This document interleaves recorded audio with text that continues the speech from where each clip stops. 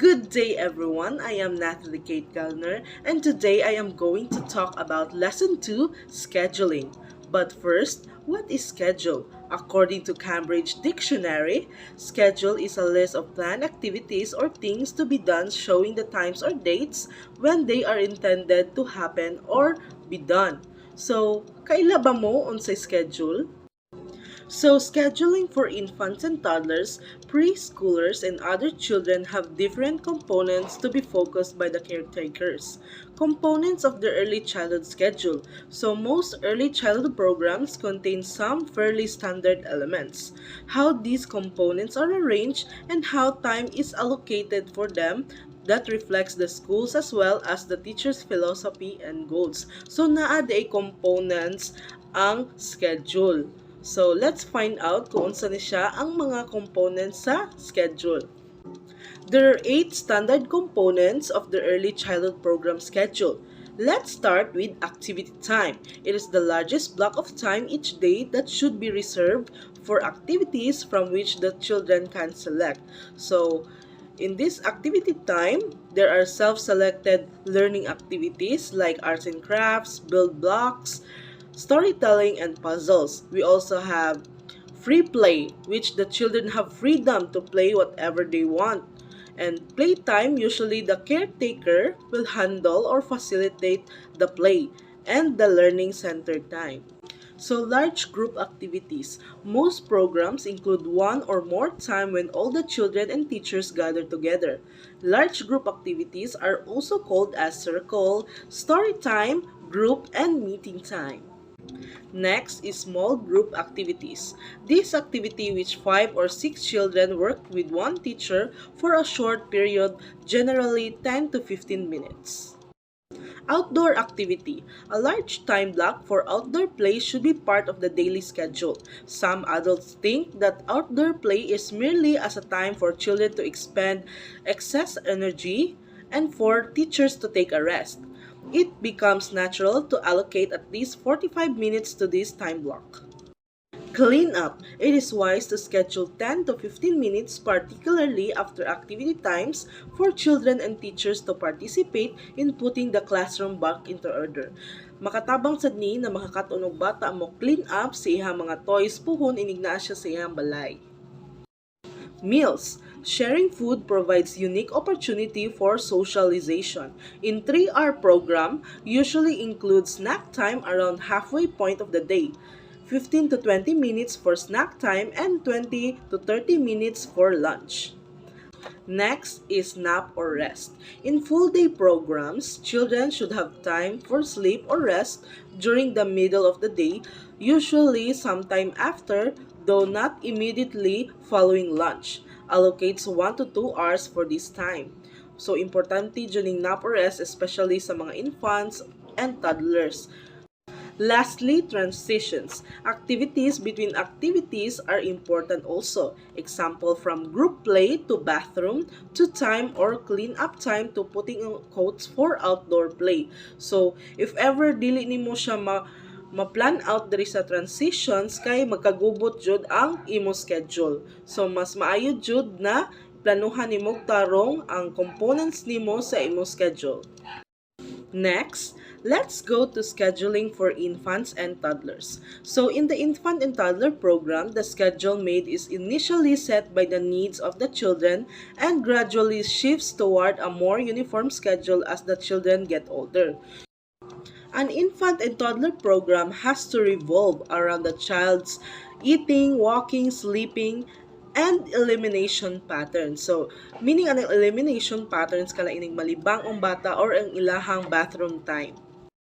So, young children, especially infants, should be on a self-demand schedule. So, what is self-demand schedule? According to Just Wiki 1999, self-demand schedule is a type of schedule in which infants communicate what they need and adults respond accordingly.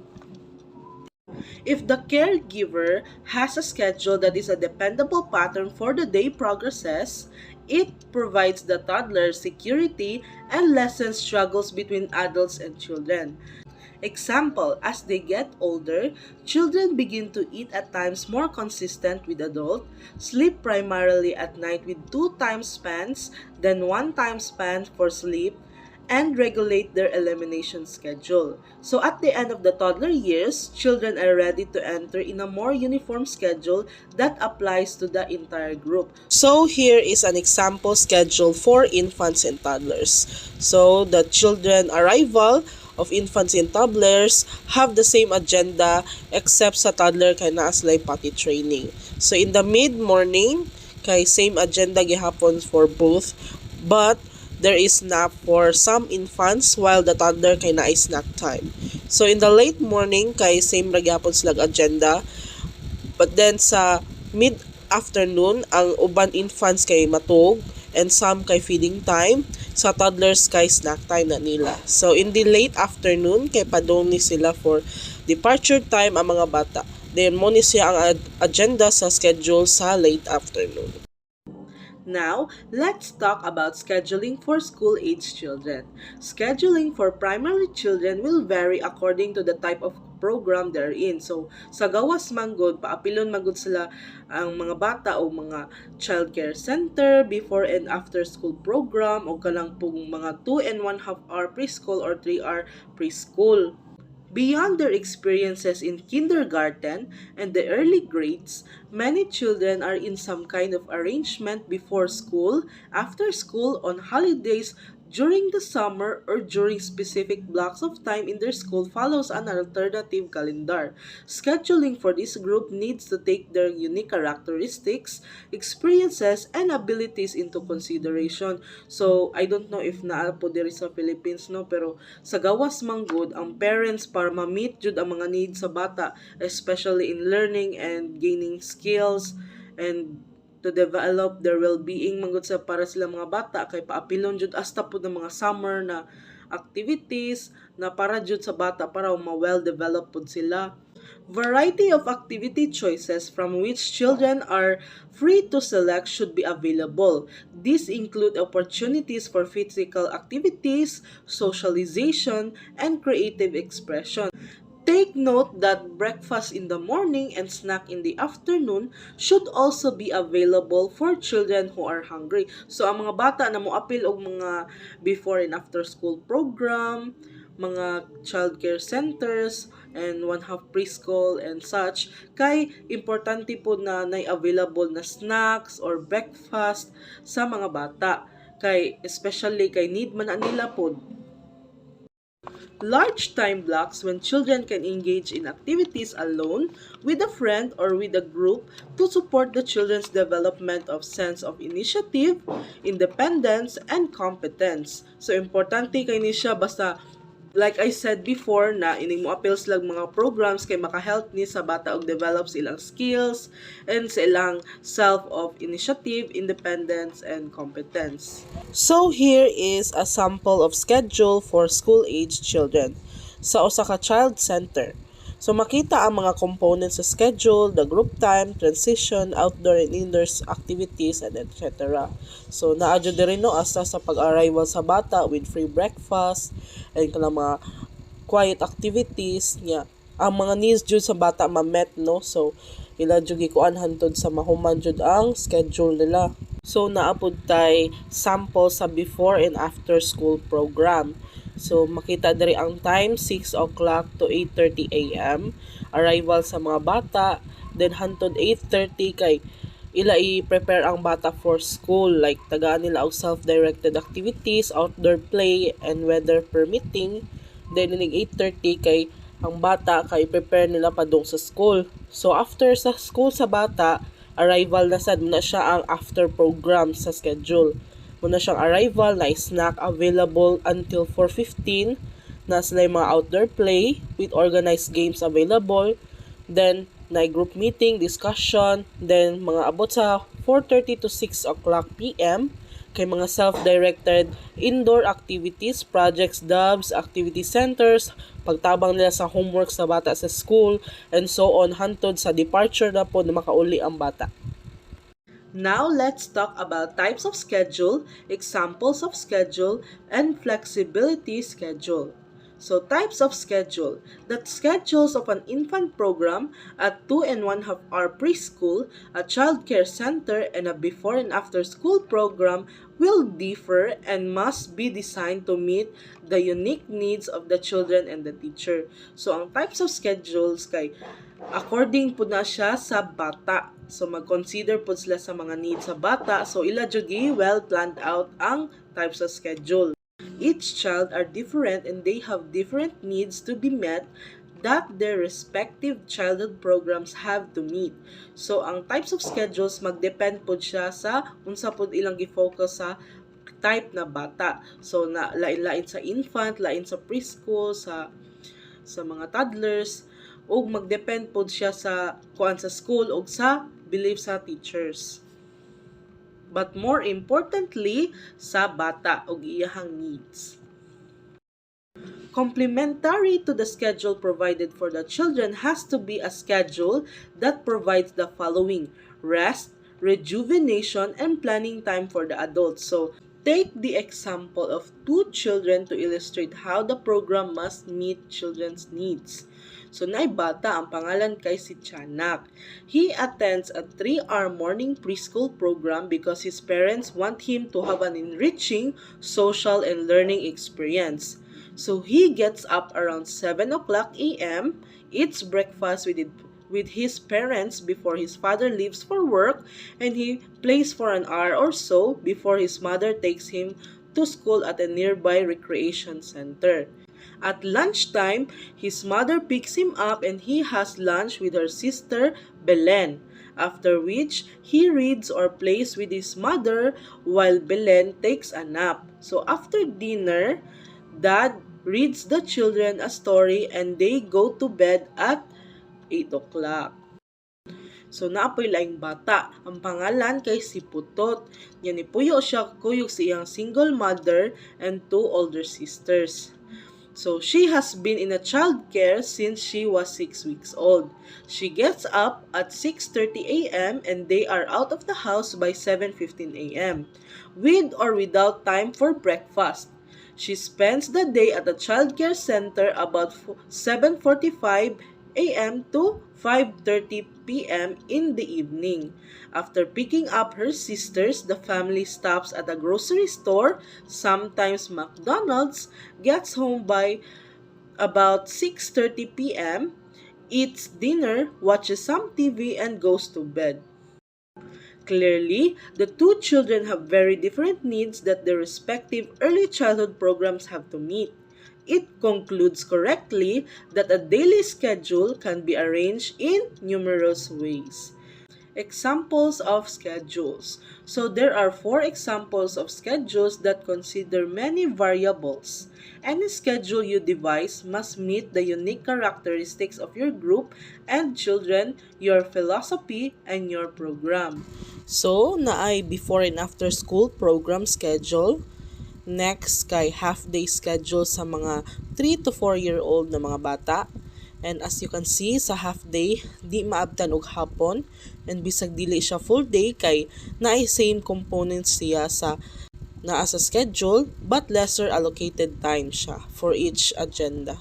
Next is the full day program so for 2 to 3-year-olds, and lastly, full day program sa 4 to 5-year-old children. So sa kalahian nilang duha, kay sa 2 to 3-year-old children kay daghan kay sila gi-schedule na toileting and nap time, while sa 4 to 5 children kay i-take on consideration ra ang nap sa ilaha sa mga bata na ganid jud og nap, og less kaayo ang toileting sa ilaha kay more uniform naman kadugayan ang schedule nila. Now, we are going to talk about flexibility schedule. So the daily schedule also provides security because it gives the day a predictable order. A good schedule provides the predictability that the children need, and they soon learn the sequence of activities. So by schedule, kay ma-predict na sa bata unsay sunod buhaton nila, nya maanad na ang bata pohon kay para inig eskwela niya, inig kadako niya kay maka-adapt na siya sa new schedules. As caretakers or teachers, kailangan ta makabalo mo handle og bata labi nagwala pa siya kabaw sa schedule niya. So, when a child is being anxious or misses their parents, you can try to say to the child, I know you are anxious for your mother to come. After we finish cleaning up, we will go outside. Later, when we come back inside, we will read a story and then your mother will be here. So, with that, later on, the child can relate to this temporal time frame because he or she is familiar with the schedule. So, makabalo ang bata, labi ng imong giingnan na magbasa sa mo, moadto sa mo sa gawas, maglimpyo sa mo, or any of that kay makahunahon ang bata na, sige, maabot akong mama, ini humana mo limpyo, humana mo og gawas, dula, o humana mo og basa ni teacher sa story. So, makabalo na ang bata sa sequence unsay sunod before maabot iyang mama. So the schedule should also allow for flexibility rather than being rigidly followed. So for example, if you find that the children are particularly engrossed in activity time, you can extend that time and shorten a later time block. The clock should not arbitrarily cut off involved play. So pwede na nimo ma-change ang schedule, pero gamay-gamay lang, dili lang bigger changes. So another example is that in the past week, it has been raining and no outdoor activity. So, syempre, as flexible teacher, dili man jud ko ang schedule kay outdoor time, ya ulan man, maglikay ka na masakit ang bata, so dili sa ka magpa outdoor play. So, and one day, inanatog today is a beautiful sunny day, and so planned as or spend a large portion of the day outside so everyone can enjoy the nice weather. So, labi sigig ulan for 1 week. Then, pagkasunod adlaw ana kay ni sunny na. So, taas ang time block ana. Pwede ra po na ni mataas ang time block para ma-enjoy sa bata sa gawas. Kay gimingagod sila kay the past week kay sigig ulan. Naragod sila sa sulod.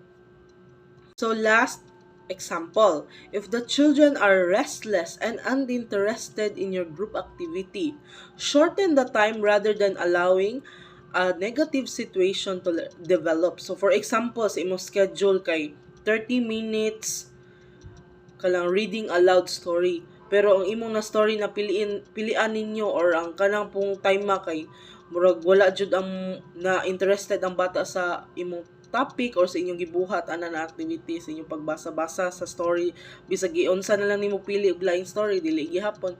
So instead na ipadayon nimo mahurot ang ina na to ang 30 minutes, pwede sa nimo ma-shorten na 15 minutes na lang para largo lahi na pod kaysa naman mo develop mo og bad situation or awkward na atmosphere ana na time. So it is important that the caretaker can use the following to adapt the schedule. So mas maayo na ang teacher or ang caretaker na find of cues, observation, judgment para maka-change siya sa part sa schedule o makabalo siya unsay needed na i-exchange or unsay needed na i-shorten or i-larger ang time. Flexibility is still very important because there will be many individual variations in the schedule, especially important parts of the daily schedule for infants and toddlers are arrival and departure times. Those transitions between home and school that should promote security and calm for the children as well as facilitate communication among the adults, according to Wortham 1994. So, mas maayo na makabalo ang teachers about flexibility, especially sa mga needs sa bata kay para ma-secure sila. So, that would be all for my topic about Lesson 2, scheduling. Thank you for watching!